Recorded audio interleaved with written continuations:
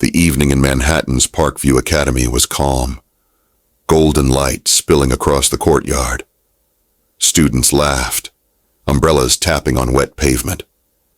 Then sirens shattered the quiet, sudden and urgent. Inside, Nurse Zehra Kaya knelt beside Alif Demir, daughter of tech billionaire Mert Demir, trembling, pale, almost unconscious. Within moments, the world exploded in headlines. Billionaire's daughter poisoned, nurse arrested. Cameras swarmed, voices shouted, and Zehra felt a cold, sharp edge of panic. Every eye seemed to accuse her. She had spent years caring for children, and now her life was unraveling in a single moment. Back at Mert Demir's Upper East Side penthouse, he smiled coldly as he issued his statement to the press. Lawyers, PR experts, reporters, all moved like clockwork to protect his empire. To the world, he was a visionary. To those who worked for him, he was a man who demanded silence, whose fury could strike without warning.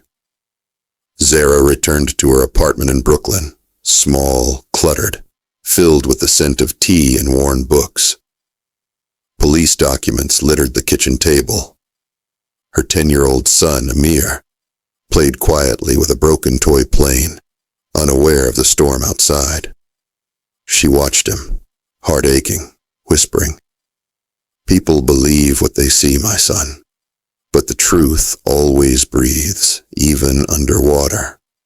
The first major event came at the school.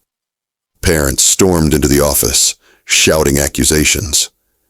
Zehra faced tears, anger, and disbelief. One mother screamed, "How could you let this happen?" Another whispered behind her back, "She's guilty." Everyone knows it.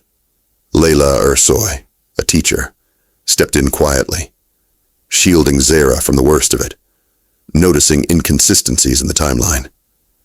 Elif, recovering at home in the Upper East Side, faced her own private torment. Alone in her room, she stared at the small bottle labeled S7. Calm her father had urged her to take the pills for weeks. That morning, she had taken an extra dose. She collapsed at school. She knew the truth, but loyalty and fear held her silent. Every moment alone was a war between conscience and obedience. Days later, Zehra experienced another heart-wrenching event. She visited Parkview Academy for documentation and overheard whispers of students mocking her in the hallways. Tears streamed down her face, but she forced herself to stand tall, holding her dignity. Meanwhile, Amir, noticing the tension, began recording ambient sounds. Birds, footsteps, even voices, in an effort to capture the world around him. One afternoon, a breakthrough event occurred. Amir found a forgotten phone on Zehra's desk and accidentally pressed play. The recording was chilling.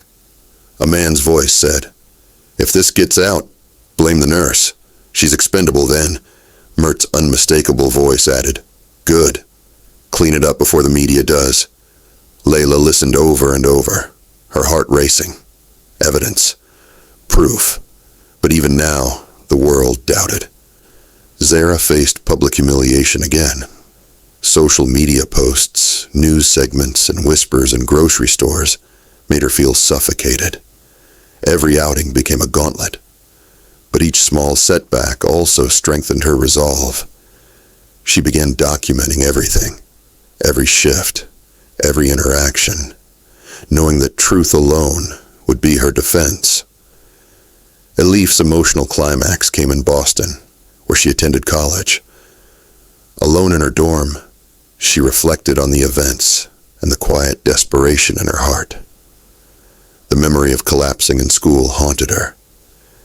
Guilt was a constant companion, pressing in from every direction. One evening, she made a decision. She could no longer let Zehra suffer for her father's lie.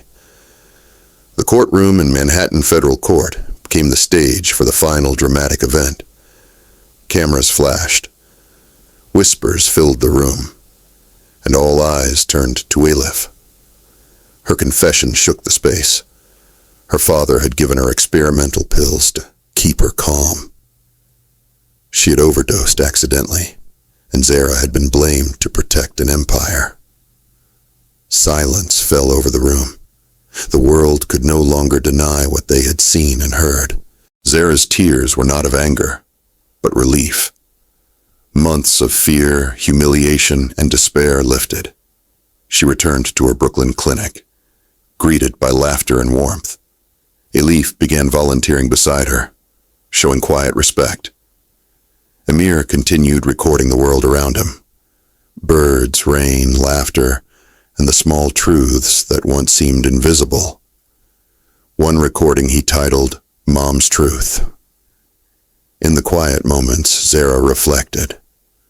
She understood that even the smallest voices could change the course of events. Truth often hides in whispers, in overlooked corners, in the courage of those brave enough to speak it. Power may try to drown it in noise, in fear, in influence, but truth has patience.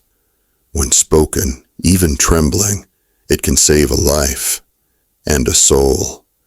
Sometimes the voice we least expect is the one that changes everything.